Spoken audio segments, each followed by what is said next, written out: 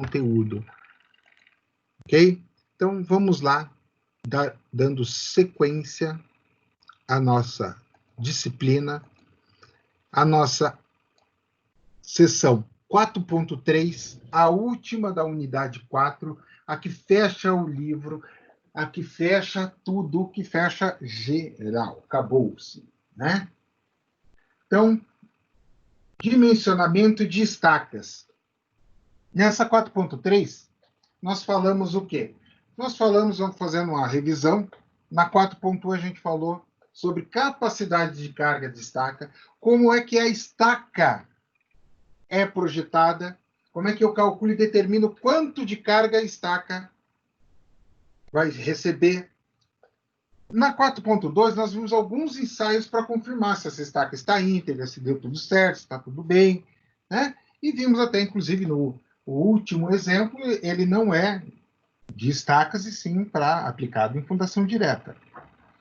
Agora, nós vamos falar o quê? Sobre o processo de dimensionamento das minhas estacas, tá? Então, agora tem algumas terminologias que eu acho legal vocês entenderem e vocês saberem como é feito, tá? Porque isso aqui que eu vou falar, eu não aprendi em sala de aula. Aliás, muita coisa que eu falo eu não aprendi em sala de aula, eu aprendi na prática, tá? Então, assim, ele diz ali, ó, bloco de coramento versus radier estanqueado, tá? E traz dois desenhos. Primeira coisa, coroamento. Pessoal, pensa o seguinte, eu fui lá e cravei as estacas.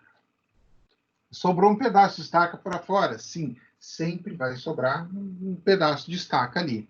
Até porque o normal é você cravar as estacas e fazer o bloco, né? A escavação do bloco. Então, por quê? Por motivos óbvios. Você vai cravar estaca num solo ruim, num buraco do bloco ali, boa sorte, você vai ter que escavar o buraco de novo, porque vai virar um que é aquilo do buraco. Então é normal, ela sempre vai sobrar um pedaço de estaca para fora? Vai. Extremamente normal. Por quê? Porque eu preciso daquele pedaço de estaca para fazer o coroamento, que nada mais é que fazer com que aquelas estacas sejam fixadas dentro do meu bloco. Então, eu vou fazer o quê? Se ela for uma estaca pré-moldada, eu vou quebrar a parte superior da estaca. Eu quebro a parte superior, né, da estaca para fazer esse ancoramento.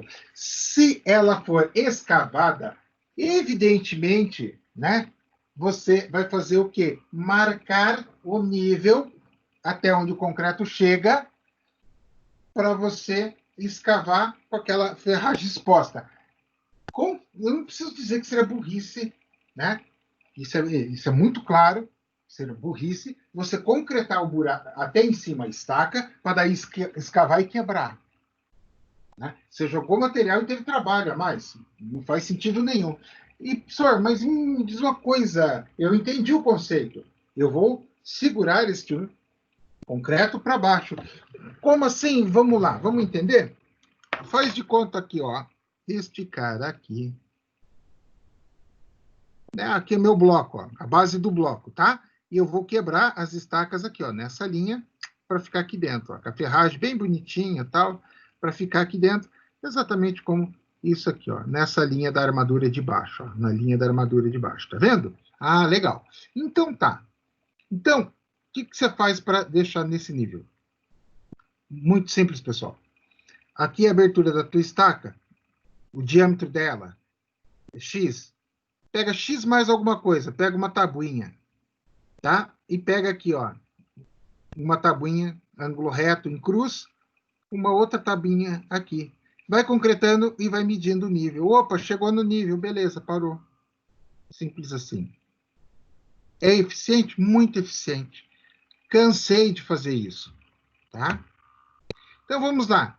Então, para a gente pensar agora, nós vamos dimensionar, o conceito que ele está trabalhando aqui, de dimensionamento, é de uma estaca isolada, uma estaca sozinha. Agora eu vou recordar coisa que a gente viu lá no passado, longínquo do início do semestre, que você já não se recorda. Mas lá no passado longínquo do semestre, eu expliquei o conceito de fundação indireta. A carga vem do bloco, o bloco distribui para as estacas. E eu falei para vocês o quê? Eu tenho duas estacas, vai metade da carga para cada uma. Tenho três, um terço da carga para cada uma. E assim por diante. Esta é a lógica. Então, ao calcular uma estaca, evidentemente, o cálculo lógico equivale para todas. Ah, precisa de 5 estacas, 2, 3, 4 estacas, não interessa. O cálculo é o mesmo. Então, você trabalha com o conceito de dimensionamento da estaca isolada. Sempre trabalhando com o quê? Com a máxima profundidade que você vai precisar. Esta máxima profundidade, adivinha onde você vai achar? No SPT, né? Então, no SPT, você vai trazer lá para você, ó, você precisa dessa profundidade X qualquer aqui. Então, ele sempre vai trabalhar com este L, que é a profundidade máxima, e ele vai trabalhar com o que além da profundidade máxima? A capacidade de carga,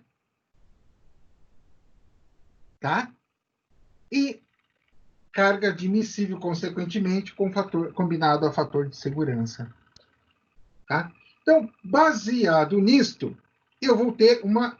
Ali ele traz na tabela 4.7 uma coletânea, e ela continua na página 177, uma coletânea de tipos de estaca, seja ela madeira, permoldada, quadrada, circular, etc., e seus respectivos equivalentes em área.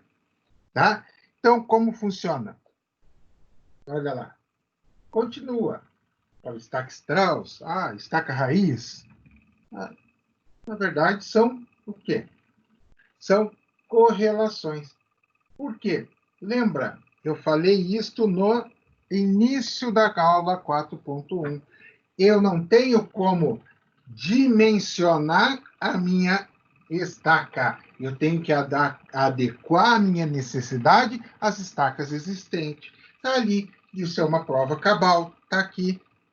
Observa para o tubo Frank, né, a minha estaca Frank, com 35 ou 40 centímetros, ele me dá um padrão de referência.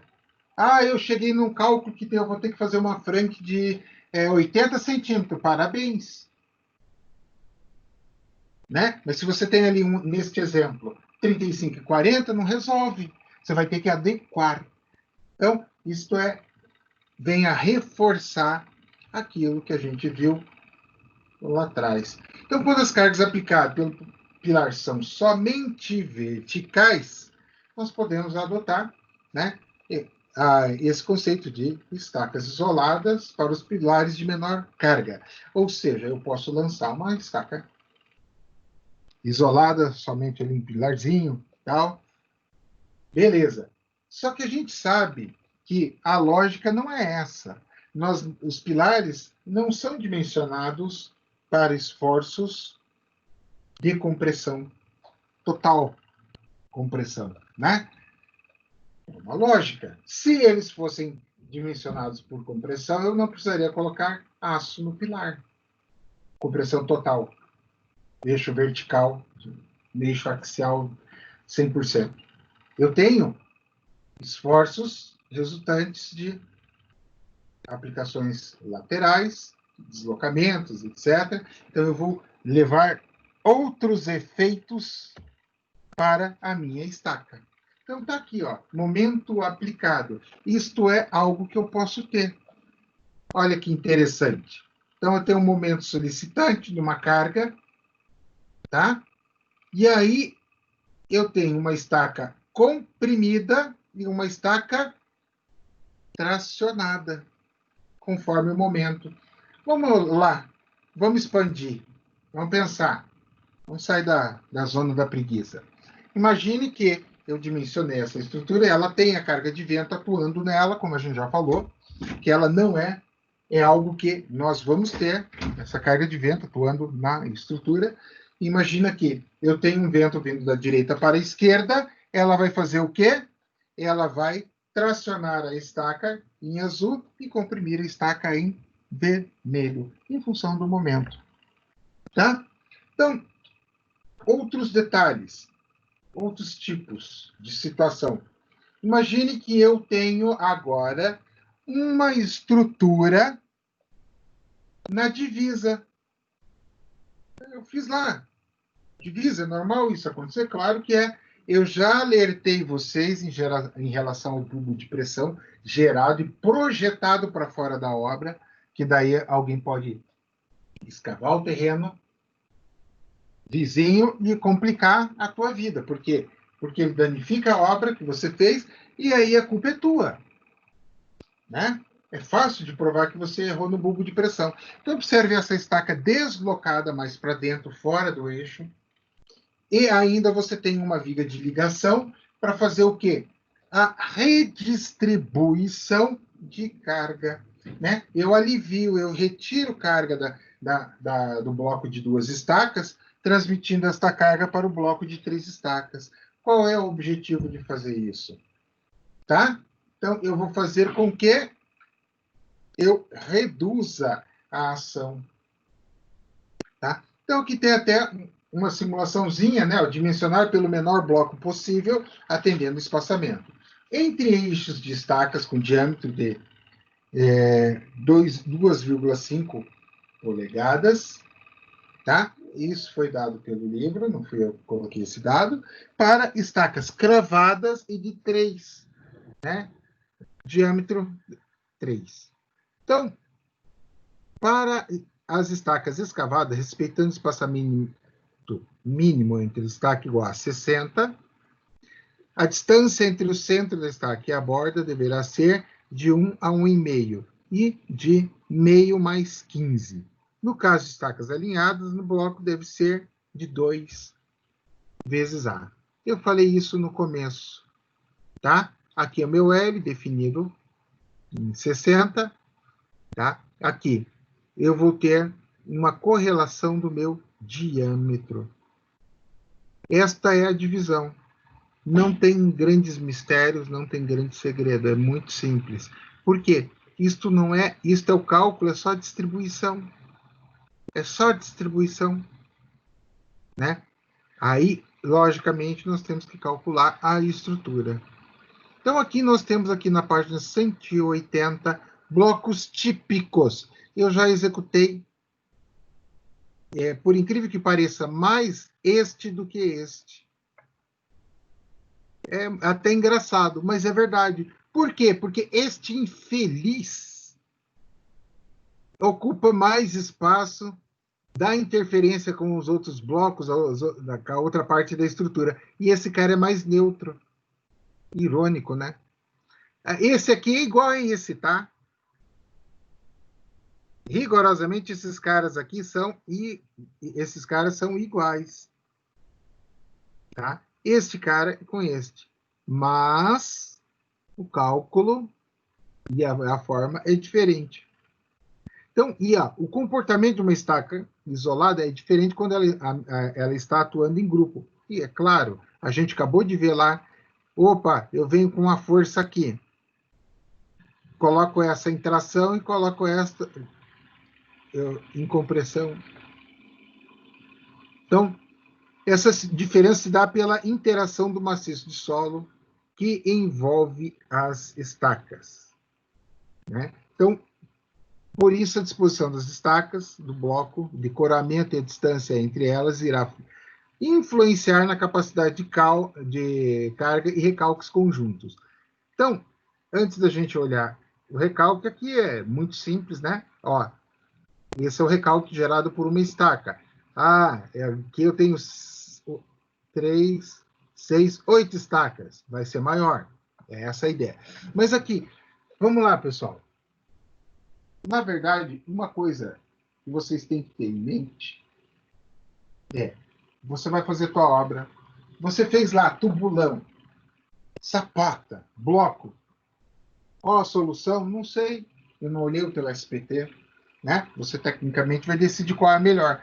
Mas, ao passar o vigamento de baldrame, sem deixar vigas deixar nada isolado, fazer o travamento certinho, tudo como manda, você acaba criando uma gaiola, você acaba criando uma estrutura que vai agir dinamicamente, por conjunto, toda ela, tá? Então, isso é um conceito que você tem que ter em mente. Então, isto vai acabar acontecendo? Vai. Isso é algo extremamente natural. Então, como você tem essa estrutura, use-a. Fazendo o quê? Deslocando os carregamentos externo para interno. Né? Alivia a carga externa, quantidade de estacas que ficaram na divisa, tenta reduzir o máximo possível para você evitar problemas com o teu bulbo de pressão. Tá? Então, de acordo com o campo, 2015, a capacidade do grupo de estacas dependerá do quê? Da eficiência do grupo de estacas. Então, que é baseado no quê? Ó? Olha os índices que ele dá para criar essa eficiência do grupo de estacas. Carga resistente de projeto do grupo de estacas, carga resistente do projeto da estaca e número de estacas no grupo. Ou seja, trocando em miúdos, o que ele está fazendo, qual que é o conceito, qual que é a ideia. Né? Eu vou trabalhar com a capacidade, quanto cada estaca dessa consegue resistir, né? O que eu projetei para elas e o número de estacas.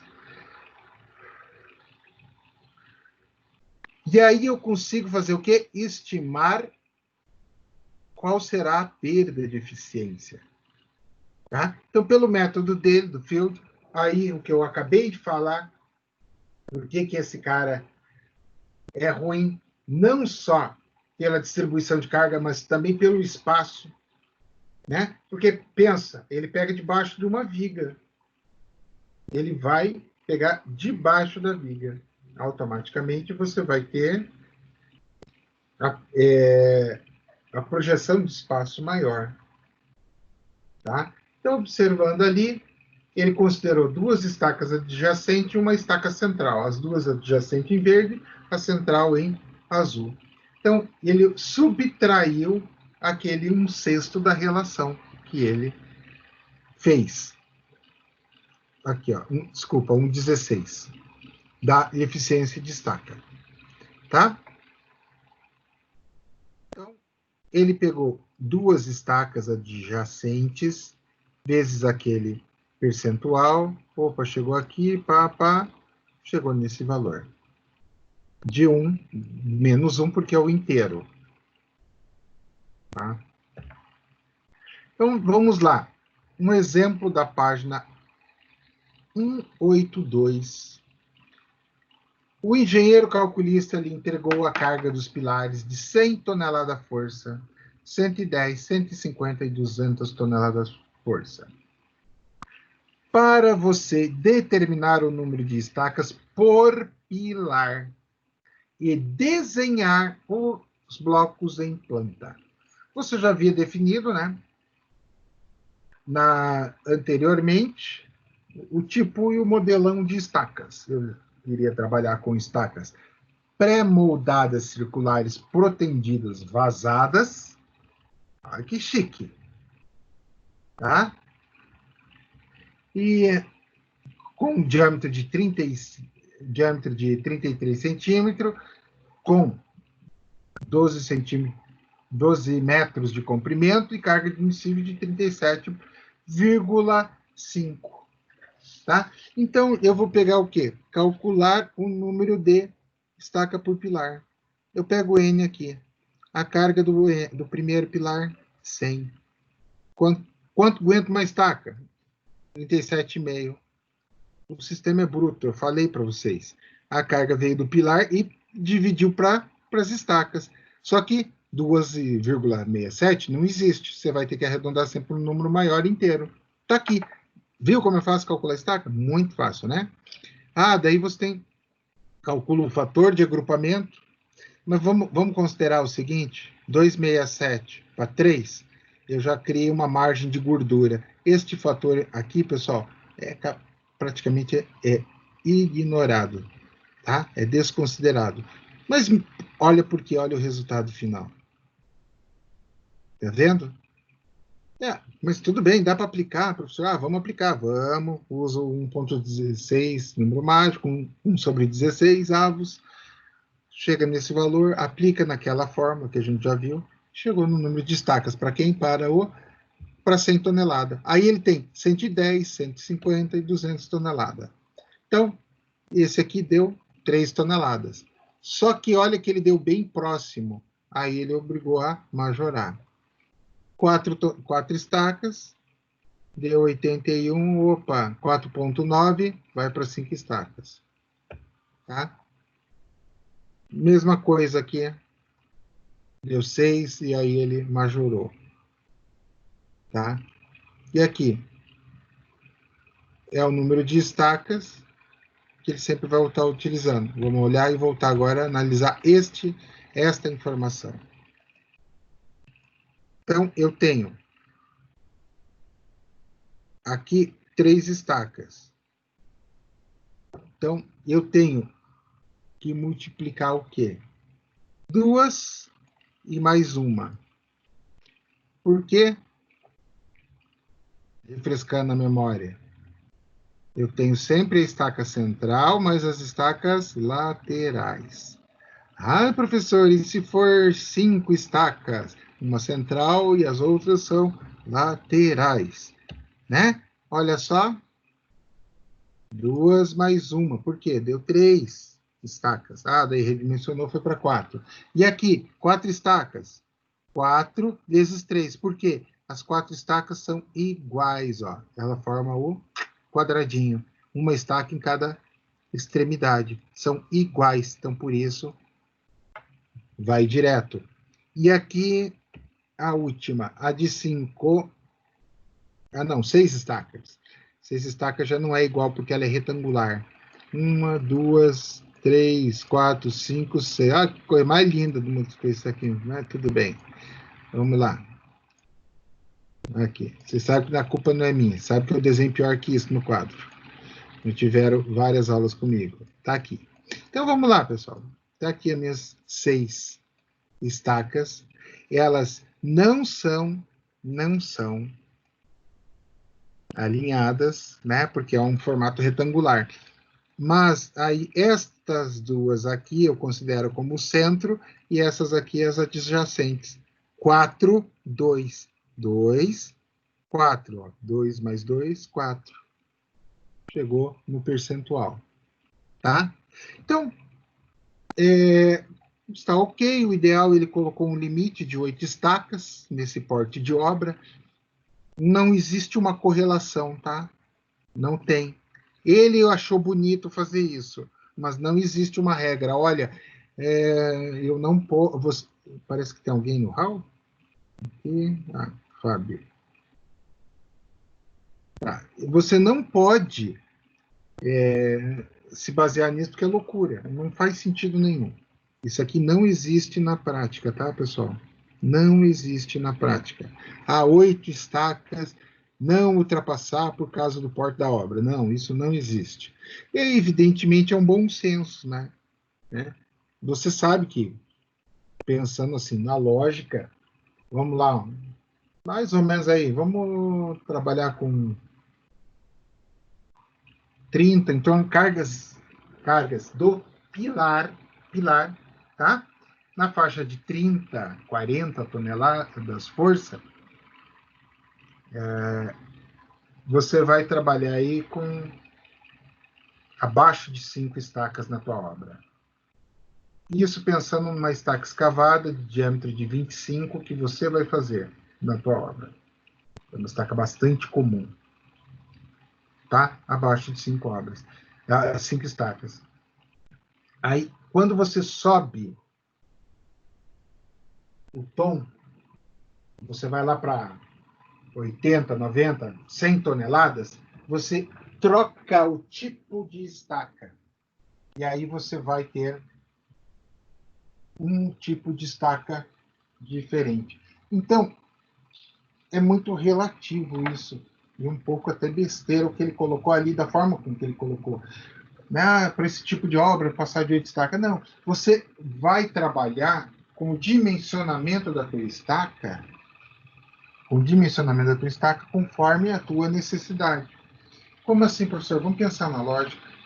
Ele deu 37,5, deu até legal, até 7 estacas ali e tal, até um pouquinho demais.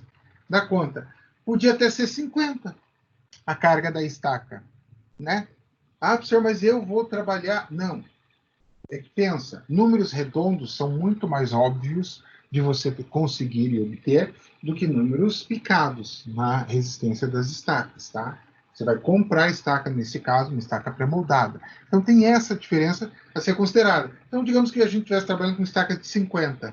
Eu teria essas estacas muito mais tranquilas para dimensionar, né? Com 50, esse cara vira 2, só que, em função do agrupamento, iria para 3, não faria diferença. Este outro cara, a mesma coisa, né? 110.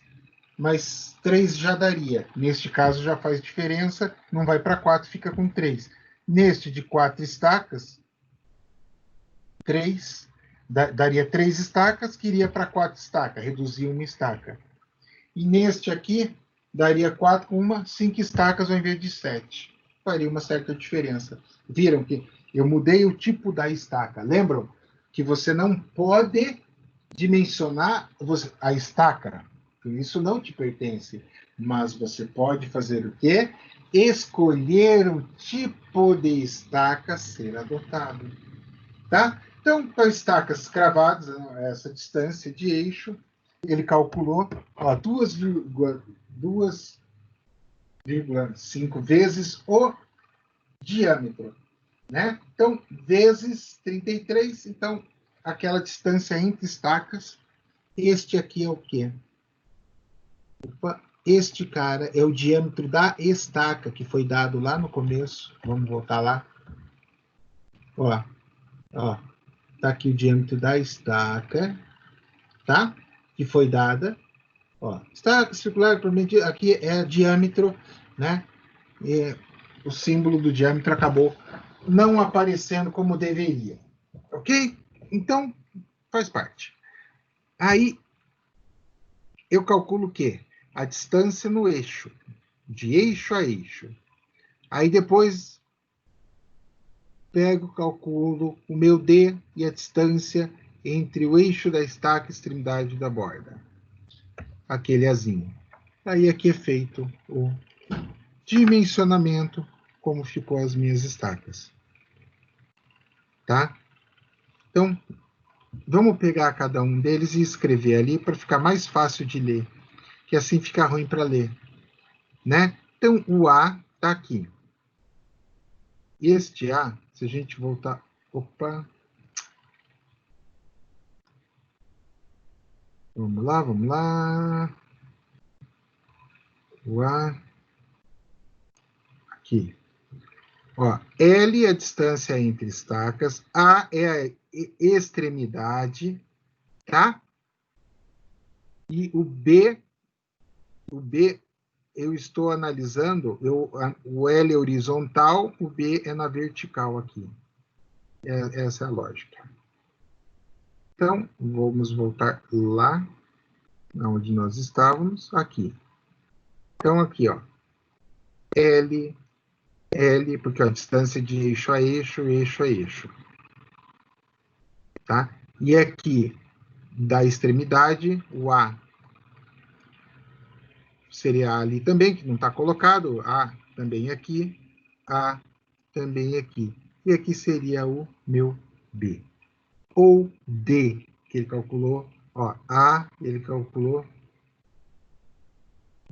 o L e o D. Ué, ele considerou o L esse aqui e o D esse aqui, nessa estaca. Tá? Esse aqui é o D e aqui o L. Então, repare que ficou meio estranho. Por quê? A lógica é, se eu considerei esse L, esse também deveria ser L. Mas também não teve tanta modificação assim. E aí nós vamos para a última que está dimensionada aqui.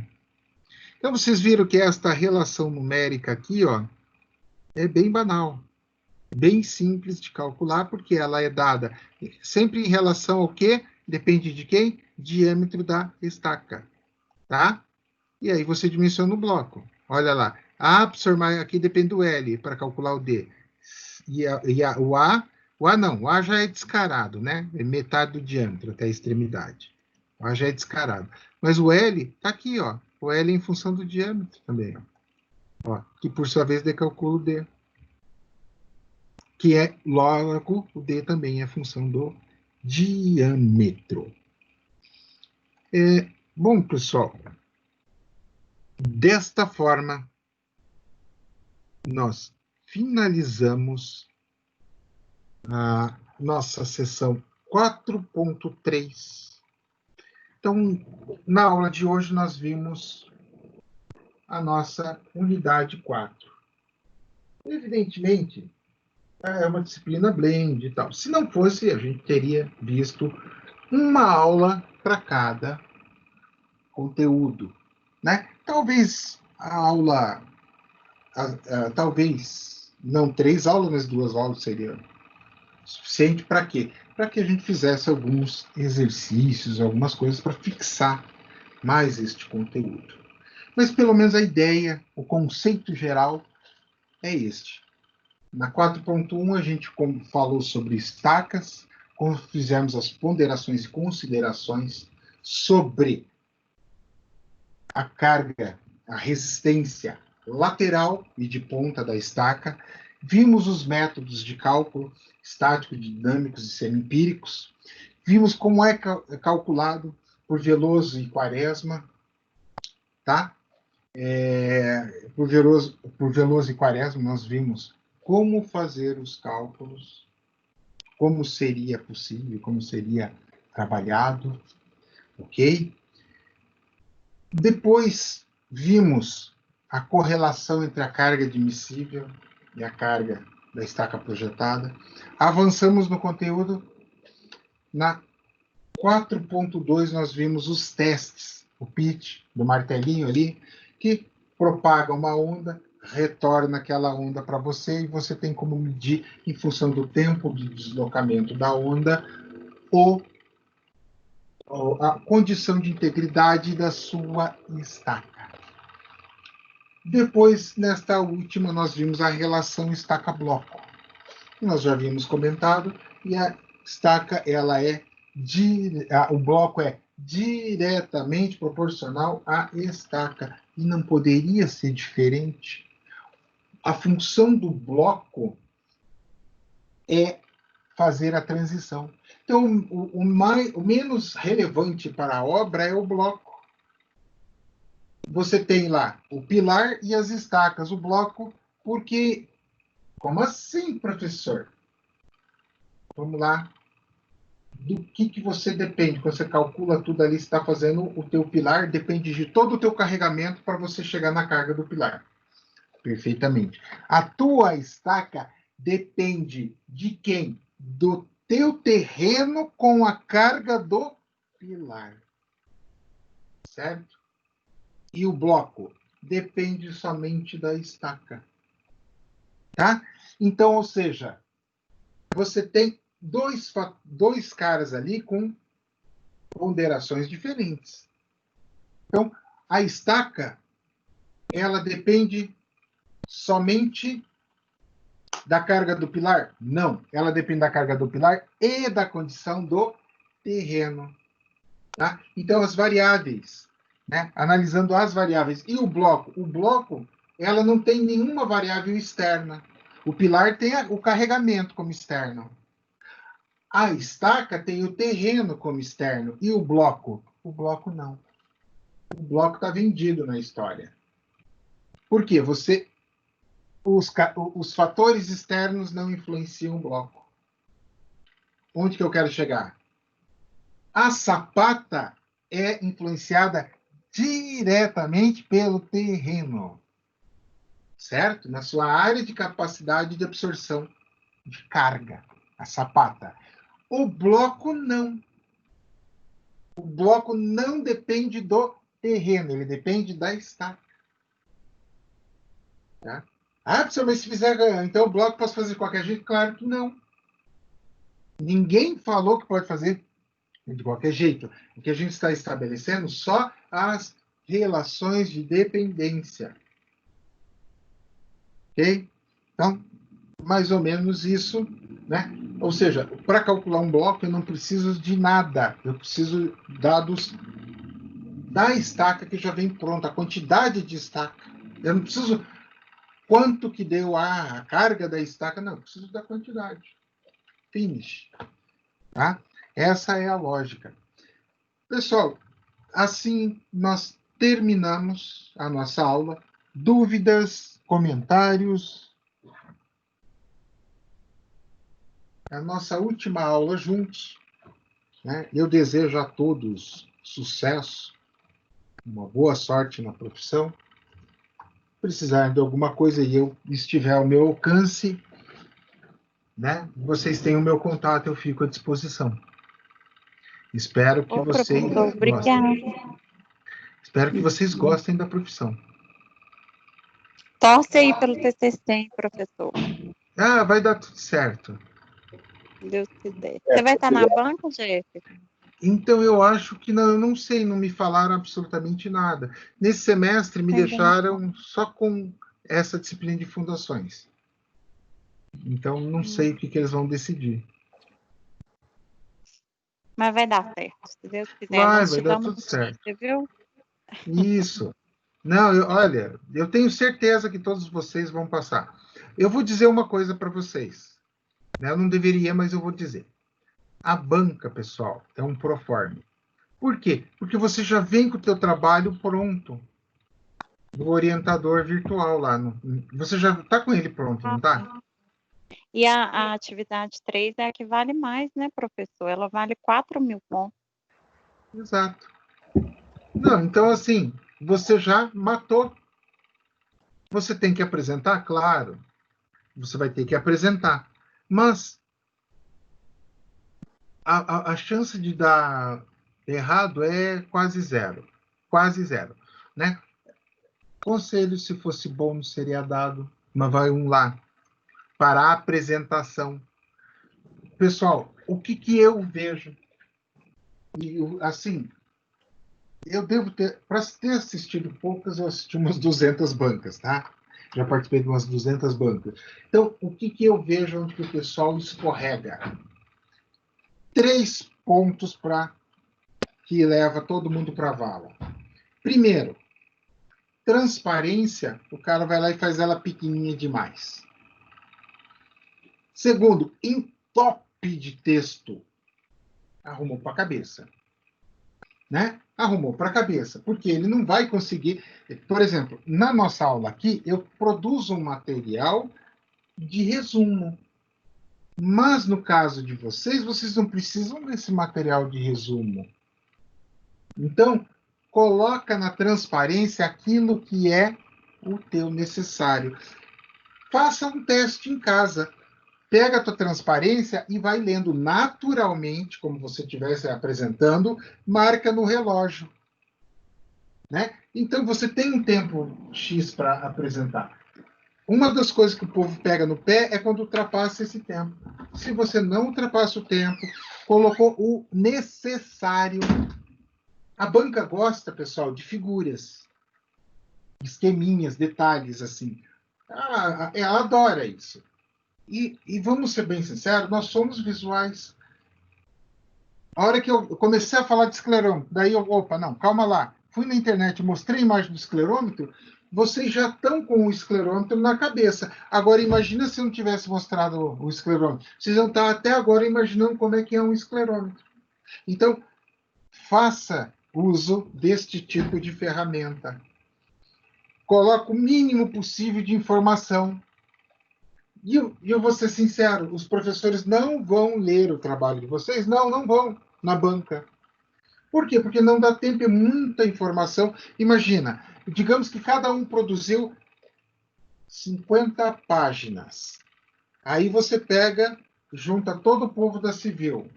Pô, tem uns 20 alunos fazendo TCC, 1000 páginas. Você acha que o professor vai ler 1000 páginas? Para a banca? Não vai. Ele vai fazer o quê? Ele vai dar aquela olhada geral.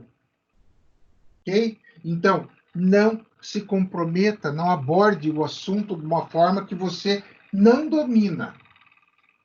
É melhor omitir do que você ir lá e enfiar o pé pela mão. Porque, você não comentou sobre isso. Não, realmente, não comentei porque eu não me senti muito seguro para abordar o tema. Acabou, morreu. Agora você aborda o tema, fala besteira, vão te pegar na hora. Entendeu? Então, eu fico na banca sempre. Quem de vocês já me viu em banca sabe como é que eu faço. Eu analiso o quê? Pela apresentação, eu avalio o teu trabalho. E sei o quanto você se aprofundou. E sei quanto que você fez do teu trabalho. Né? Então, baseado nisso. Então, se você me dá muito subsídio, eu tenho como te pegar bastante pesado. Essas são as dicas, assim, eu acredito que essas dicas não deram para vocês, né? Mas essa é a melhor dica que eu poderia dar. Diga, Kelly. Obrigada, Jefferson. Obrigada por tudo. Imagina, eu que agradeço a companhia e o trabalho com vocês aí que a gente desenvolveu ao longo desses últimos 3 anos. Jefferson, Diga, Jânio. no mais, o que eu posso fazer também é isso, te agradecer, né, pela paciência, a dedicação e, como se diz, deixar a porta aberta, porque agora nós não somos concorrentes, nós somos parceiros de trabalho, né? Com certeza. E até porque eu atuo no mercado diferente do de vocês. Sim. Mas, fonte de pesquisa, quando a gente precisar... Com certeza. Aí, né? Podem contar comigo. Beleza. Ô, Jefferson, eu vou pedir licença, vou me retirar, porque hoje o dia foi puxado, mas te agradeço pela última aula aí. E se Deus quiser, a gente vai estar trabalhando junto. Uma boa noite para você, boa noite para todos aí da sala. Boa noite. Eu desejo sucesso a todos nessa nova fase da vida de vocês, pessoal. Muito obrigado, viu? Um abraço, tchau, tchau. Tchau.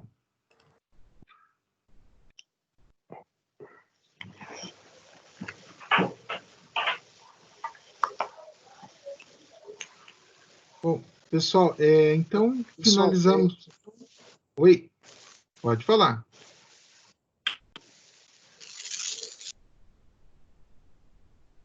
Então, finalizamos a nossa aula, tá?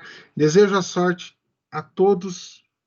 A nossa prova será online, ela é feita por São Paulo, né? Eu não tenho acesso, não sei dizer nem o que pode ser que caia, né? Eu sei que vocês vão ter uma semana para fazer, então está mais tranquilo. Eu acredito que todo mundo deve se sair bem, né? Desejo a todos, então, muito boa sorte e me mandem fotos depois da formatura de vocês, tá joia, pessoal? Boa noite a todos.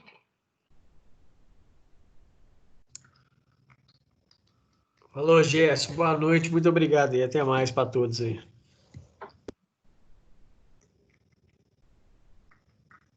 Jefferson, obrigada. Boa noite. Obrigada, Jefferson. Boa noite. Boa noite.